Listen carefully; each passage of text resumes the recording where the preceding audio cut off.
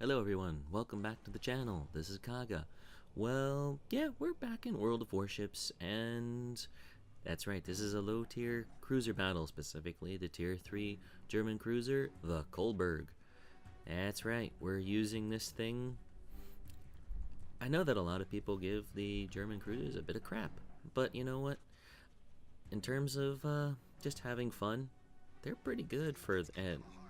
I must clarify, the people give like the tiers 3 and 4 being like the Kolberg and the Karlsruhe a bit of a hard time because they're actually significantly I won't say underperforming, they're just significantly less capable than some of their counterparts. At tier 3 specifically, Karlsruhe is a different subject altogether. We'll just talk about the Kolberg right now. You have its competition being the Tenryu, which is the Tier 3 Japanese light cruiser, and it's got torpedoes, and it's fast, it's agile, everything that this is not. And the American counterpart being the St. Louis, which is arguably a better Tier 3 battleship than the South Carolina. So it's kind of one of those, it really just cannot best its counterparts at the moment, but that doesn't mean it's a bad ship. And Project R, which is going on right now on the North American server, made me revisit this ship, and you know what? I definitely can see some of its nice strengths. And one of those strengths is that it's got these relatively fast-firing guns bristling all along the sides of the ship, and pretty much at any given time you can discharge between 4 and 6 of them across the entirety of the ship, which is it's fairly good. It's consistent. But yeah, a little bit more on that Project R stuff. So yeah, I'm gonna call Wargaming out on a little bit here. It's nice to encourage some of the higher tier players to come down and participate in tiers 2 through 5 and reward them for it, but at the same virtue, it really feels like you're encouraging us to seal club your game. Well, really not the game, but some of the new people coming into the game. And I say that because well, you get results like this match, and if it were a bunch of experienced people playing it, I don't think I would have gotten this one. The Kolberg's a nice ship, and pardon me while I dodge this giant, I guess it's a landmass. It's a little big to be an island from my perspective, and I can't see the other bit that, well, kind of looks like a fish if you look at there. Maybe the bits of a saw.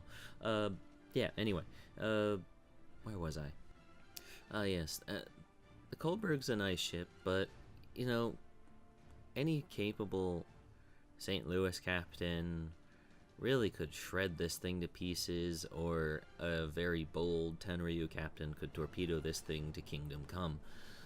But that's not going to happen this match. So, right now, I'm having one of those, what you say, it's kind of like a foreboding thought right now going through my mind, because usually in tier 3 battles, you can kind of ignore some of the skill factor when it comes to the number of St. Louis's, or I guess it would be St. Louis, that are present on any given team list, and start attributing the numbers of that ship to who is more likely to win. And right now it's definitely not looking in our favor, because the enemy team still has 4 St. Louis to our 1. This is going to be an uphill battle, and it definitely was on my mind from start to finish. And you'll notice that I switched to the AP, and you know, that's because it's a Japanese cruiser. It might take a little bit of time for me to home in it on my bearings, get the right range, the right lead, get it all working out, but it's usually good to get that good old AP hit in And, oh, that's a destroyer. Need to engage him. Wait, did I just penetrate that Kawachi with the AP from a Kolberg? What? What? I'm sorry, my mind is just a little bit of, I think that famous German AP that people rave about at high tiers really does exist at all tiers. It's just people need to experiment with to know when to use it. So again, we see this Tenryu again, and we're going to give him pieces of the good news. There's a Citadel penetration. Boom. We're going to send another salvo out there. Doesn't quite Citadel him. Put in a number shot. Where the bleep was I aiming? Okay, we'll adjust that one up. We should pick this one up now. Boom, we confirm the kill. Okay, move on. But yeah, this whole Project R stuff. Yeah, we need to move around the tiers a lot to complete all of the quests, to get all of these wonderful pearls, so we can get our free, either our guaranteed Kamikaze R's if we get enough pearls, or be entered into the lottery for 1,000 of them. The way the chips are stacking right now, when I last checked the old milestones page, we're at 2 million pearls out of 4 million, and we're only at like the beginning of week 2. I don't know if we're gonna get to that 260-bit there unless Wargaming starts introducing some more valuable and, you know, consequently harder weekly quests to accomplish. Okay. But enough of that tangent. Let's get back to the match, right? So far, we've managed to connect in a pretty astounding 91 shell hits. Wow. I think when I was playing this, I made that turn and forgot that, you know, the St. Louis outranges me by a significant margin, so I turned a little early on that one. But yeah, we've managed to pick up a few number of fires, which are going to add to our damage count. Have sunk 3 enemy ships, and that included a wonderful, juicy AP Citadel penetration. It's delicious, right? So, as much as we like our AP aid, we're going to go ahead and keep dousing the St. Louis in terms of HE. We're doing that for a few reasons. One, wait, no, it's not a St. Louis. That is whoops, maybe like an Emden. Hard to tell from here. Yeah, that might be an Emden. Yeah, that's an Emden. It's got that 4th smokestack. And it's flying what appears to be Kriegsmarine colors. Yeah, it's probably an Emden. So, we're firing the HE at this Emden because, truth be told, the deck profile of this given ship is not wide enough where we can reasonably expect plunging AP deck penetrations, or even get those really interestingly angled ones to penetrate as they fall on the deck of the ship, and we're not close enough to get those flat profile shots into the side armor. So it's just one of those. It's guaranteed damage. It has the possibility of setting up a secondary DPS type of damage like we just rendered on this other cruiser. I guess that looks like an Emden. Yeah, a lot of Emdens crawling around this match. Makes me feel a little dirty. Well, I guess not. They did have to actually work pretty decently for that ship. So, oh, hey, that's a nice surprise. We got the Confederate Award. Who loves DPS, right?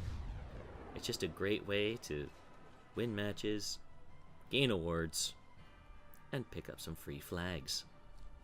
So there's one little trick that these some of these low tier cruisers can really make use of, and that's firing over islands like this to shoot at targets that they don't have direct line of sight for. And you know, most of the time, like especially at low tiers, you can keep firing at holding the same lead, more or less, with respect to that class identifying icon there, and you will be get pretty much most of the time you'll get those hits, because you know, I think most people assume if somebody is firing from behind an island, they can't do it accurately, and therefore they don't bother trying to dodge. Conversely, it could be that, not conversely, another thing that could be the case is that they just don't see the gun barrels going off, so they just can't expect the timing on it. So by the time that they actually visually identify the shells, it's already too late to really do anything, so they can't really escape too much of the fall of shot pattern on the water surface that the shells could be expected to hit. And maybe that's something. Some of them are, you know, just area of effect goodness, and well, maybe not. It's kind of hard to know what's actually going through some of these people's minds. It's also hard to know what's actually happening, because I'm not going to check every single salvo, because like a good cruiser captain, I'm varying speed and course, sometimes erratically, sometimes quite wildly. I have been known to pull crazy Ivans for no apparent reason other than to just turn in the water. But that actually does something. Well, it does two things. One, it can throw off torpedo aim, and two, it has the extra added benefit of a lot of people have a very difficult time hitting turning opponents, and I will admit that I'm not the best at it. So it's one of those, it just maximizes the chances that someone's gonna miss, so why not do it? At least that's my thinking on it. So right now, I'm not quite happy with just settling for a Confederate award, and there's a certain bit of a I want more. Well, let's see. We've got 4 kills. Can we make it 5? Can we make it 5? That's what's going through my head right now. And, you know, I feel a little bad about shooting this AFK St. Louis. But since I can't shoot the one I really want to, I might as well. Extra damage is extra damage. If you were willing to go AFK, or you have to go AFK for whatever reason, you make yourself that wonderful and sometimes glorious or not so glorious XP and credit piñata that everybody really loves. Well, I guess your team don't love it. The enemy team loves it, right? Everyone hates an AFK person on their own team, but don't really care too much if it's on the enemy team. Okay, we've managed to unleash the Kraken this match. Oh, what would be better than 5 kills? Well, 6. Can we do it? Oh, torpedoes. Really? Nope. So we managed to pick up a nice healthy 160,000 credits, 2,600 experience. This is with premium time, of course, on top of our Confederate and our Kraken award. This stuff's nice when you are, you know, it just really makes that going into the low tiers feel that much more worth it when you're trying to accrue your necessary pearls for the Project R missions and for the total sum. I mean the total run, like, collected count that you have for pearls in the Project R page, because that's the one we all really care about, because we all want to get to at least 150 pearls so you get the chance to win a free Kamikaze R. So yeah, it shouldn't be a surprise to anyone that, yeah, with 5 kills and just shy of 200 shell hits, and as much damage as we were doing to enough to pick up the Confederate Award that we were top on our team for experience earned. Surprise, surprise, right? Well, I hope it wasn't. I hope it wasn't. That seemed to be the way the round was going, even if I was having my reservations as I was playing it. But realistically, who doesn't have reservations when they play this game? And you know, I do. This isn't the highest damage I've ever done for a Kraken award, or Unleash the Kraken as it's called. But you know what? Roughly 50,000 damage in a tier 3 cruiser. I'll take it. I'll take it. Most ships down there don't have that much health, and you're usually competing with your allies to get that health in your corner because you want your credits and your experience. Well, at least I know I'm that way at times, you know. Everybody wants better progression. That's right, progression. That's the word. Everybody wants to move up the research tree faster for themselves. They want to be more efficient at it. That's great, right? All right. Thank you for having bear with me for all this time. I know it's not necessarily the longest video I've put up in recent memory, but you know, almost 17 minutes at this point. I'd like to thank you for having stuck with me. Of course, look forward to more content to come in the next few days on this channel. I suspect there will be a few World of Warships videos to come.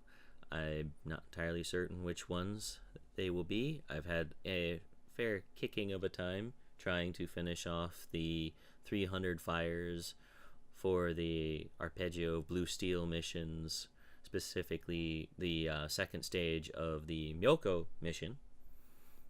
And the finale of that one was that was quite a lot of fires, that match, and certainly I'd love to share it with you all because it was a lot of damage. So look forward to that in the next few days, along with a few other videos that might think that there were pyromaniacs designing World of Warships. So don't forget to give us a like down below and subscribe to the channel if this interests you or other things on the channel appeal to you. Look forward to seeing you around in the future. And don't forget to check us out on Facebook. The link will be in the description box below. Thank you, and good day.